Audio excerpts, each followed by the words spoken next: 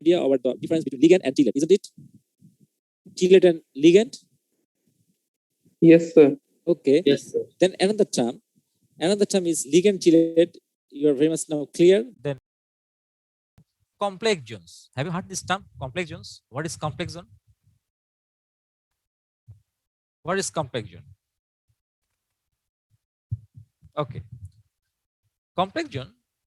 It has also the similarities with the chelate, but this is a special type of chelate. This is very potential chelate. Potential chelate means what? Not all the chelates, but when the chelates they are used for the analytical purpose to determine the metal, ion, or atom, then you can say this is complex zone. So EDTA, this is the example of ligand. EDTA, this is the example of chelate. EDTA, this is an example of complex zones. So this is also chelate. Complex zones are also chelates, but a special type of chelates or the very potential chelates. They have very significance. They are much more significant chelate, and they are used for the analytical purpose. Analytical purpose means definitely you will analytically they will help us to determine how much metal is present.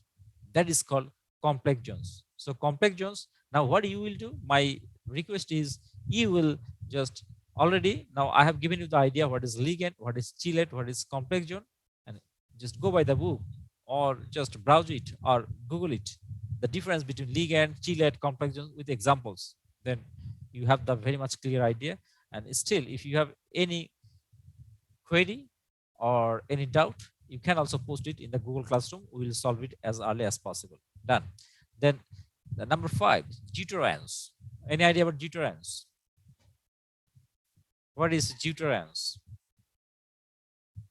Without having the proper knowledge of these key points, we cannot go ahead, especially for the complexometric titration, because all the key points are here related to the complexometric titration. Deuterans. Third, the ions which behave in dual nature. Okay, fine. Absolutely correct. Dual nature. Dual nature means anionic part and cationic part. Definitely the ions which have or has the cationic part or anionic part, isn't it? Then what will be the example of deuterans? Example. Can you give me an example of deuterans? Amino acid. Amino acid. Okay, good. Amino acid. Amino acid. How many groups are there? Amino acid. In the case of amino acid, amino group and carboxyl group. So carboxyl group, if there is no hydrogen or sometime hydrogen that can be replaced, then carboxyl group means COO minus. That is the anionic part. And amino group NH or NH2 amino part or amino group that is the positive or the cationic part. So amino acid, this is the very good example of deuterions. I repeat, deuterions, the molecules or the ions which have the positive part or the negative part simultaneously. At the same time, you will get the anionic part or the cationic part. That is called the deuterions. Done. Now, get back to the theory part of complex geometric titration. So what is complex geometric titration? As you will conduct here the complex geometric titration. This is, you see, determination of calcium content. You will determine calcium, how much calcium is present in calcium chloride dihydrate.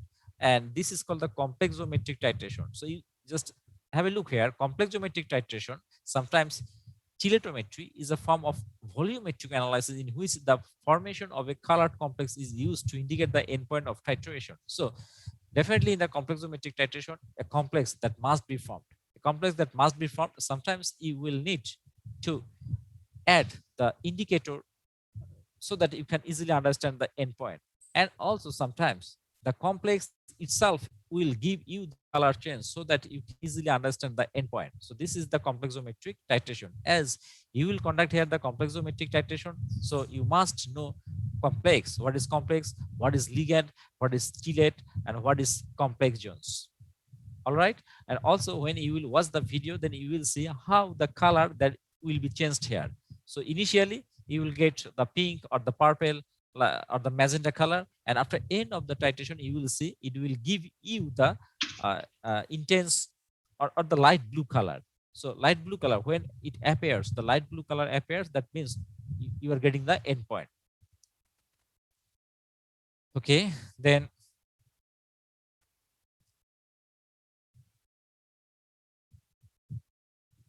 calcium EDTA titration curve. This is very much important.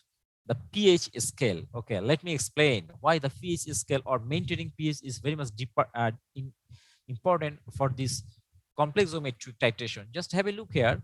The chemicals, nothing to say about the chemical. So you will use the chemical and preparation of standard 0.1 molar disodium EDTA solution. So first, what you will do, you will prepare the 0.1 molar disodium solution.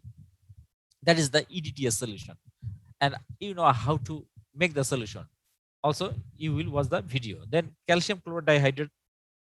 Basically, what we do, we just supply you this solution. Then you see procedure.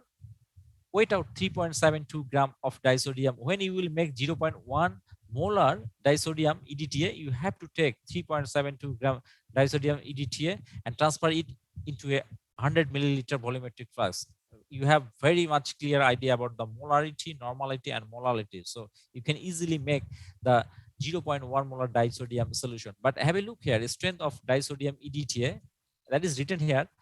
Sometimes accidentally, or just mean you can say this is the error. Weight taken in gram and weight to be taken in gram. You are instructed to take 3.72 gram disodium EDTA, but it may happen you may take 3.75 gram disodium EDTA. Then what you will do? Weight taken in gram. That means 3.75 gram EDTA that has been taken. You will just write here 3.75 gram divided by weight to be taken in gram. You should take 3.72 gram. You have taken 3.75 gram, but you should take 3.72. So this is the ratio, multiply m by 10, then you will get the proper strength of disodium EDTA. Then preparation of standard 1.2 molar sodium hydroxide solution. But the sodium hydroxide solution, you will use here the sodium hydroxide solution. That is very much important. Now, again, just get back to the very basic concept of acid and bases. What is acid? What is base? Tell me, any of you, just voluntarily tell me what is acid.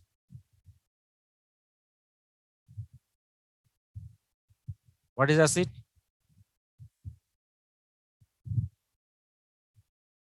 The Sometimes it compounds seems which to, can donate hydrogen ion in aqueous solution is called as. okay, sometimes it seems to me that you are sleeping. I don't know what you are doing. Okay, just I will just call your roll one by one to get your attendance. Then okay, one, roll one, present. EDTA. Have a look here. This is the structure of EDTA, and disodium EDTA means, you see, just have a look here, two hydrogen, one hydrogen here, another hydrogen here, two hydrogens that have been replaced by two sodium metals. This is called disodium EDTA, and this disodium EDTA will react. That will react with calcium chloride salt to form the complex. To form the complex means this is the complex. This is called the calcium EDTA. This is the main complex that will be formed, and we can get the color of this complex. And just have a look here. The calcium, it can make the bond 1, 2, 3, 4, 5, 6, 6 bonds. So 6 bonds that already here have been formed in the calcium or with the help of the ligand. My point is, this is the ligand, or it is the ligand, its duty will be what? To donate electron, isn't it? Yes, How sir. how this complex that will be formed? Calcium and EDTA. You just have a look here, calcium and EDTA, but calcium is making here bond. How? Even there are some covalent bonds, coordinate bonds. You see, just arrow signs are representing the coordinate bonds. So calcium that is getting electron from where? Where it is gaining electron? What is the source for getting electrons? Who is providing So electron the to calcium? ligand, sir. Ligand, EDTA, isn't it? Yes, sir. EDTA is doing what? EDTA is donating electrons or electron pairs to the calcium, to form the complex. Now, get back to the concept of Lewis concept of bases. Bases means what? Donation of Donation of The electrons. donate lone pair electron. donate lone pair of electrons, and ligand is here acting kind of base. This is also donating of electrons, donating of electron pair to the calcium. Now if you maintain the basic media, then what will happen? The donation of the electrons to the calcium from the EDTA, that smoothly that will be done. So if you maintain the just pH, have a look at the curve. As the pH increases, the equilibrium shifts to the right. So this is the complexometric titration, and the complexometric titration that will be performed at the basic media.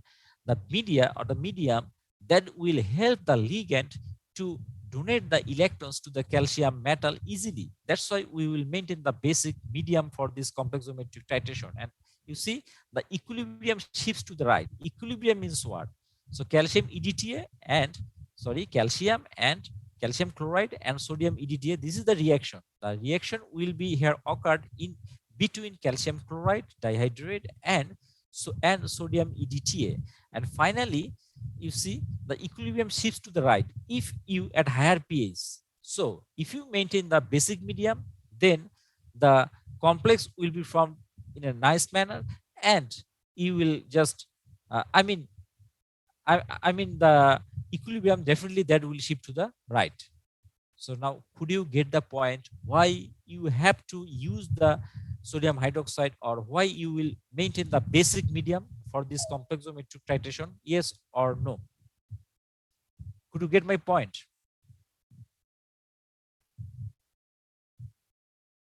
Yes, sir. What about others?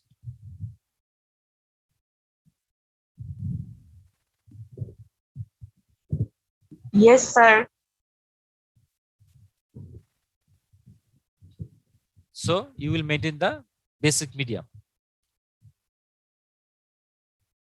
So this is the theory part, and theory part, that is the set part. So nothing is new about the theory. You know, complexometric titration is a form of volumetric analysis in which the formation of a colored complex is used to indicate the endpoint of a titration. And even you see, so hexadentate, just have a look here, the ability of EDTA to potentially donate its 6 lone pair of electrons for the formation of coordinate covalent bonds to metal cations makes EDTA hexadentate ligand. So why EDTA is hexadentate ligand? EDTA is definitely, it will be a hexadentate ligand because 1, 2, 3, 4, 5, 6. That means 4 carboxylic groups. They can donate pair of electrons, as well as 2 amino groups. They also donate the pair of electrons. That's why 1, 2, 3, 4, 5, 6. 6 pair of electrons that can be donated from the or by the EDTA. That's why this is the hexadentate ligand. And you can also say this is the multidentate ligand. And always, you know, the multidentate ligand, you will say this is the chelate. And also the chelate, that might be you can say the complex ones, because this chelate is especially, this is the very potential chelate which will be used here to determine the calcium metal ion or the metal atom. Okay, that's the thing. Then now just let me share the Sir. video. Yes, please. So I have a question, sir. Sure. Sir, we can see that EDTA is a hexadentate ligand, but in the structure of sir Ca EDTA complex, we can see that there are 4 coordinate bonds and 2 covalent bonds. Sir, why not 6 coordinate bonds here, sir? Okay, so I was here, just here. So 1, 2, 3, 4. You see, these are called the coordinate bonds. So it depends on the electron cloud or density of the electron. I mean, so 1, 2, 3, 4. You see, nitrogen. So nitrogen means this is the pair of electron. This is another pair of electrons. So when the pair of electrons completely donated. So just listen, 2 amino groups. How many amino groups are there? 2 amino groups. Okay, 2 amino groups. And how many electron pairs are there? 2. Isn't it? Yes, sir. Okay, so 2 lone pairs will be donated to the calcium, and arrow, you see the arrow sign. Then just have a look here. So two 1 and 1, these two carboxyl groups, they are also doing the same thing. So when 1, 2, 3, 4, this is completely donation of the electron pairs, completely donation. And 4 pair of electrons, after getting that donated electrons, the electron cloud or density of the electron cloud is too much regarding their coordination surface, regarding their surrounding surface. And still also other two carboxylic groups, 1 and 2 carboxylic groups, they also donate the electron pairs to the calcium, but this is not actually the completely donation. This is, you can say, kind of the sharing of the electrons. Also these electrons are being here shared, but this is not like the donation of what nitrogen or the amino groups or the other carboxylic groups are doing. This is donation and this is sharing, and also this is also sharing. After donation, then that electron pairs are being here shared. Am I clear to you? If not, then I will again explain. So that means here EDTA is actually acting as a tetradentate ligand. Not tetradentate, hexadentate ligand. So yes, sir, it is hexadentate, but here there are 4 coordinate bonds, not 6. Yes, 4 coordinate bond. But you see now the another problem. Another problem is why this is hexadentate ligand. I got your point. So you mean that 4 coordinate bonds are formed here. That's why this is not hexadentate ligand. This is your point, right? Yes, sir. Okay, fine. You are absolutely correct. But you see now the probability or the possibility. So forget these 2 carboxylic groups. Forget these 2 carboxylic groups. Then there are another 2 carboxylic groups, right? Yes, sir. If you do not consider these carboxylic groups, then what these 2 carboxylic groups will do? They will donate those electron pairs. So another problem is we don't know which 2 carboxylic groups will completely donate the electron pairs. Even sometimes these 2 pairs can donate those 2 electron pairs. Even sometimes these electron pairs also can donate that electron pairs. So if this completely donates those 2 electron pairs, then this will from the just sharing the electrons. That regarding that sense, as this is the probability to donate the 1, 2, 3, 4, 5, 6 pair of electrons. Regarding that sense, you can say this is hexadentate ligand. Okay, sir. Here, you got the point? Yes, sir. Okay. I mean, 4 carboxylic groups. You can see here 4 carboxylic groups. The 4 carboxylic groups might donate 4 pair of electrons. This is the possibility. So that means, sir, the coordinate bonds are 4 in number, but sir, the ability of forming bonds is still 6. Definitely 6, because 6 bonds that have been formed. And also the coordination number you see 1, 2, 3, 4, 5, 6. Yes, sir. Let me now share the video.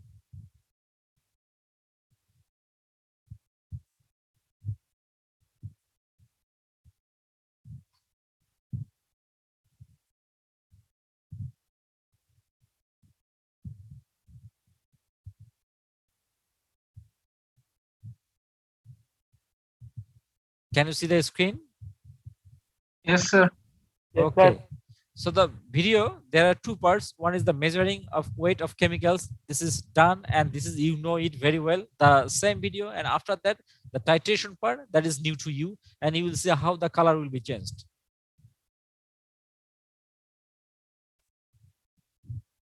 And why I'm showing you this, because when you will be in the lab, I mean, so when the situation that becomes normal, what we usually do, you just come to the lab and always you take or you measure the weight of the chemicals. So each and in every lab, that's why this is, and there is no way to practice. You can say this is the practice. So just again the switching on, then you will just put the watch glass on the pan, then sharing the balance, and you will take the samples. You will take the chemicals. After triaring, it will be 0. You see? Now weighing of chemicals, the same procedure. Even you see, this is oxalic acid. I mean, you do not need here oxalic acid. You will require here disodium EDTA, calcium chloride. But this is the same way, the same procedure. That's why just I'm showing this.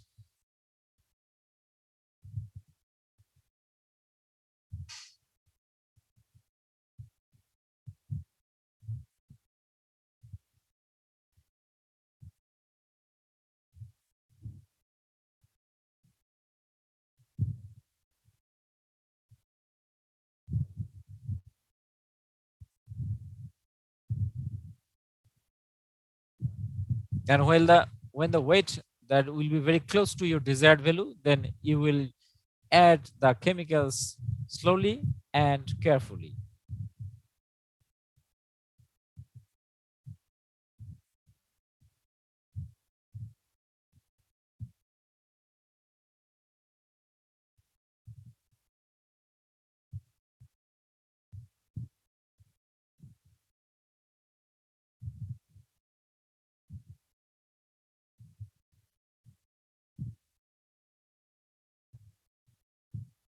So just now done. This is almost done. Now the titration part.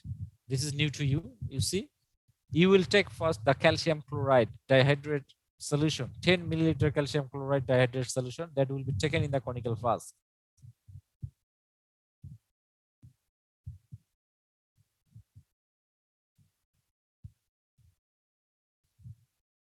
Ten milliliter.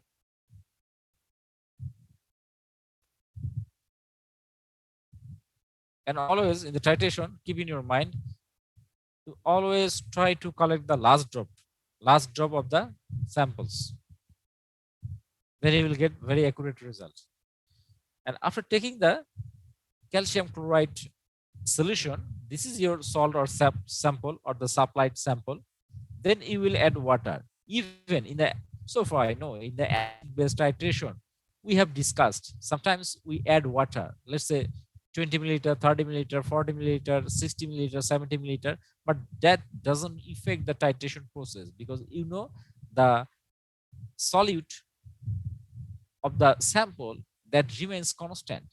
That's why we use or we add the water, because the color changes we can observe clearly. So same thing again, we'll add here water. And adding water advantage is also, you see, the washing of the surface of the conical flask. That is also important because sometimes it might be happened here, the solution, the supplied sample, okay, it may come contact with the surface. That's why you have to wash the conical flask.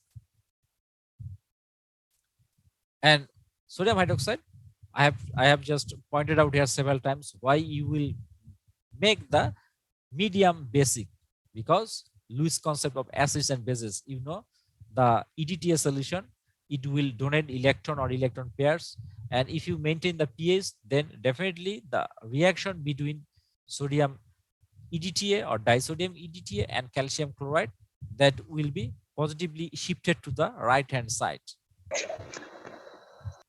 So 10 milliliter sodium hydroxide you will add here.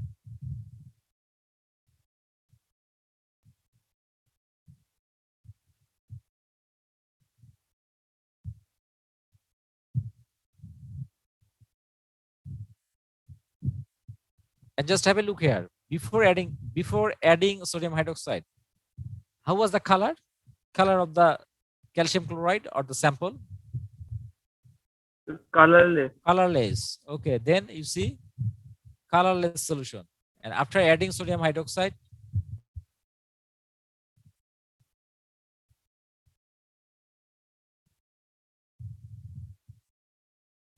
any change?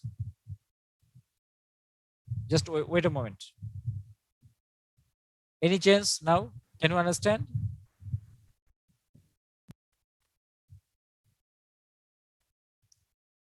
How it looks right now?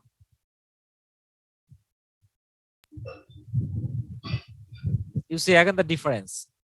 This is after adding the sodium hydroxide, and before adding the before adding the sodium hydroxide?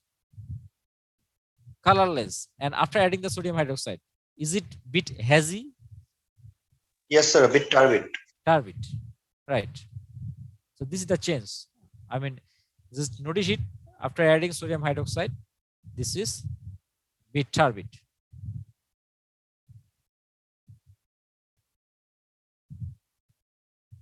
And you will right now use the chalcone or electron indicator, chalcone indicator.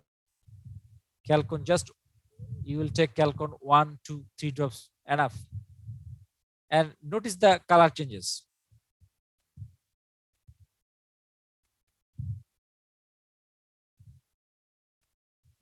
Color. Can you tell me the color?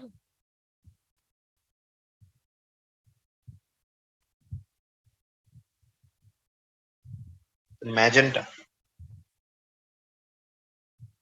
So, some of you just say magenta, some of you say purple, like that. Okay, anyway, now at least after adding the chalcone indicator, you can understand, you can realize the color changes, isn't it? Turbid 2, this is the color.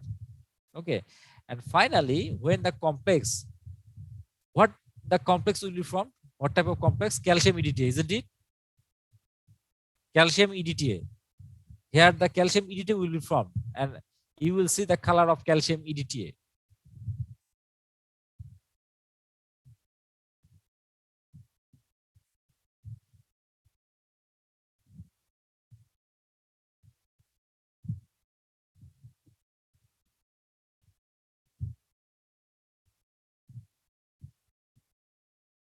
So we are adding dropwise sodium EDTA in the calcium chloride dihydrate solution. From the burette, we are adding sodium or disodium EDTA.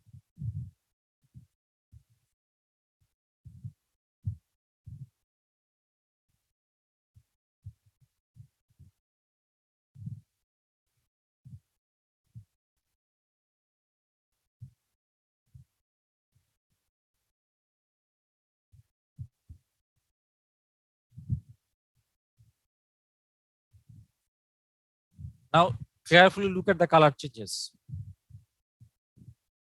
Still no color, no change.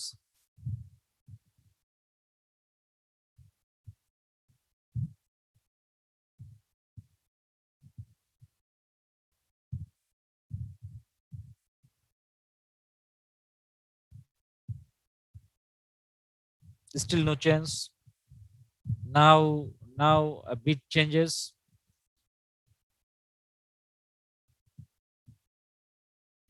Can you understand? Changes is being now here occurred. You see? Yes, sir. You see now. This is the end point. That means completely you will get the blue color. So the blue color, this is the color of calcium EDTA complex. So this is the end point of your titration. And if you recall the definition of the complexometric titration, basically the complexometric titration means complex will be formed. Here the calcium EDTA, that is the complex that has been formed here. Then we have also mentioned in the complexometric titration, sometimes we will add indicator, sometimes we will not add indicator, but the complex which will be formed, it will show the color. So here we have used the indicator chalcone. But if we do not use there any indicator, I mean for some complexometric titration, no need to use the indicator, because the colorful complex will be formed, which will tell us the endpoint of the complexometric titration. Could you get the point? What is complexometric titration? All right.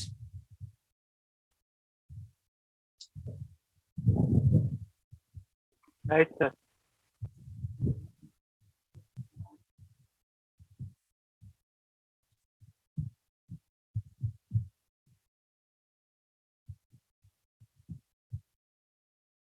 Can you see?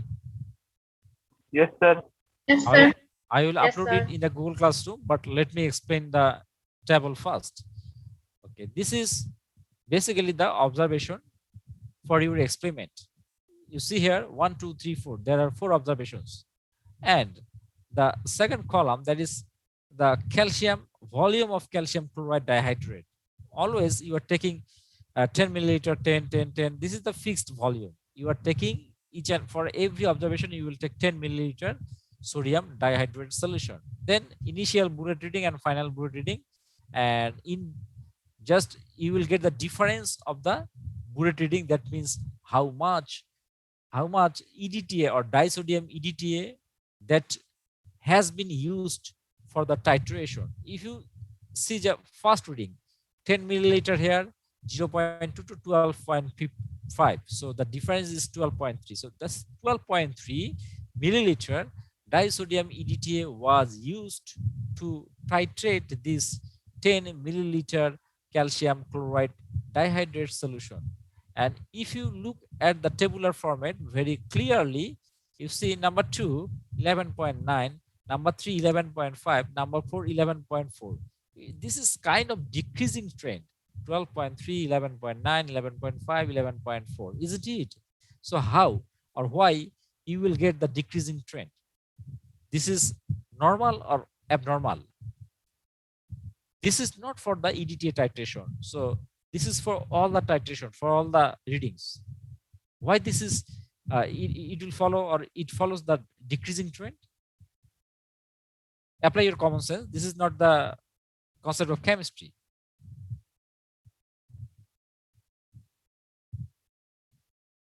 Anyone? Any of you?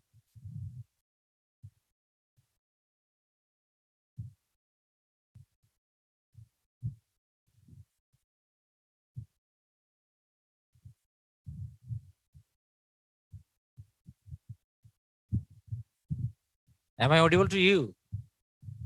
Yes, sir. So I'm asking you the point. I'm asking you the question. Why this is following the decreasing trend? If you do not have any idea, please tell that we don't have any idea. So no idea, sir. Fine, no idea, no problem.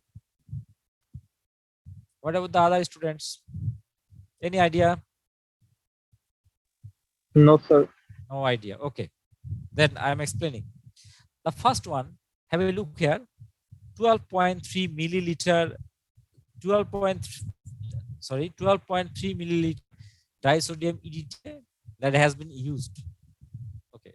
So always for the first reading, sometimes or accidentally, or if we do not understand properly, after getting the endpoint, already you have watched the video, you have got the blue color. Even reaching the endpoint, sometimes there is the possibility to add extra 1 or 2 drop disodium EDTA. Even endpoint is reached. I mean, after getting the endpoint, we may add 1 or 2 drop disodium EDTA. So the first reading that always gives you the impression of the rough idea that 12.3 milliliter or roughly 12 milliliter disodium EDTA that will be required. And after getting the first reading, then what we will do for the second reading, when 10 milliliter disodium EDTA that will be used, after that we will be very much careful. We will be very, very, very careful, so that after 10 milliliter, then we will see, is it possible to get the endpoint by using 10.1 or 10.2 or 10.3 or 10.5? As right now you are very much careful, so you see there are the least possibility to add the extra disodium EDTA. That's why 12.3. So some errors are here. Even 11.9, some errors that might be also available here. That's why 11.9. You see, the decreasing trend means now you can understand very easily the endpoint. You can detect the endpoint very easily, and that's why there are least chances to add the extra drop of disodium EDTA. But it will not always happen. Even sometimes you see 12.3, the second reading, you may got 12.4, you may got 12.5.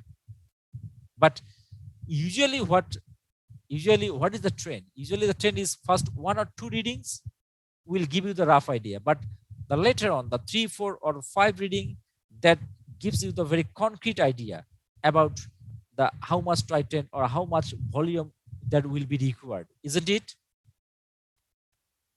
Yes, sir. Okay, so from my side, almost done. Then do you have any question? Again, just one more thing. So what you will do for this complex geometric titration? Already so far, many key points that have been discussed. So my request to you is first clarify the key points. Key point means the definition of ligand, the definition of chelate, the definition of complex geometry, the definition of difference with the specific examples. Once this is done, then go by the theory. Theory part is written here. I will again upload. So please try to read out the theory very clearly. Then you will just follow the procedure sheet.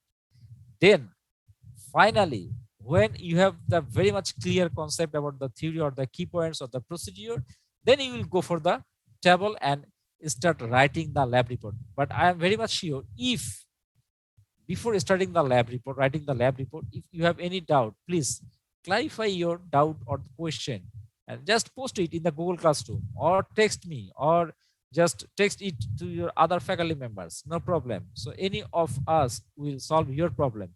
Then you will start writing the lab report and you will send the lab report in the same email address for the first, for the second, for the third experiment. With the email ID you use, that one, just send your copy to that email address. I am done. Now your part, any question?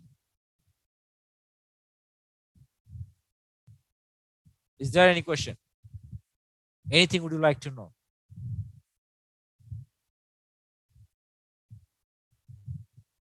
Do you have any question? No, sir. No, sir. Okay, if you don't have any question, then I would like to end today's class. Thank you, everyone. Thank you very much. Sir একটু problem ছিল sir. Yes, please. Sir সকাল থেকে sir আমার একটু নেটের connection sir ছিল না wifi, sir আমি একটু রোল কল প্রেজেন্ট দিতে পারিনি So just write it in the chat box. Sir. লিখেছি sir. Done. Okay.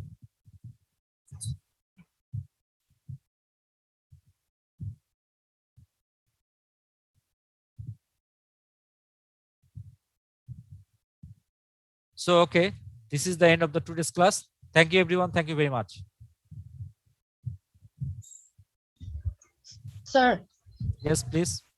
sir, previously you called my roll and I was searching for my headphone, so I couldn't actually give my presents. So just now, again, how many students are here? 75 or 76. So I just request you, all of you are requested to listen to the faculty member very carefully and clearly. So you might have some problem, but the thing is, sometimes I ask a question and it seems to me that you are sleeping. It seems to me that you are not listening to me.